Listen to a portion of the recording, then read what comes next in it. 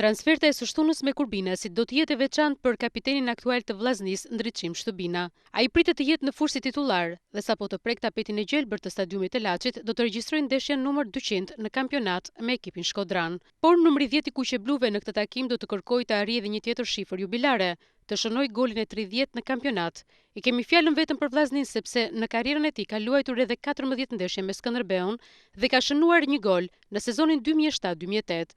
Po ashtu ka luajtur edhe 20 ndeshje dhe ka shënuar një gol me Flamurtarin në sezonin 2011-2012. Sa i takon numrit të ndeshjeve të luajtura, sigurisht që ai mund të shkojë edhe më përpara, sepse sapo i ka mbushur të 29-tat. Kuptohet që shënimi i golit të 30 do t'i dhuronte më shumë emocione, sepse do të hynte në listën e 20 lojtarëve që kanë shënuar më shumë në historinë e Vllaznisë. Listë kjo që siç dihet kryesohet nga Vjoresin Sinani me 168 gola të shënuar. Shtëbina aktualisht ka të njëjtën kuotë golash me emra të tillë si Fazli Fakja dhe Halil Puka, ndërsa me një gol më shumë është Hamdi Salihi.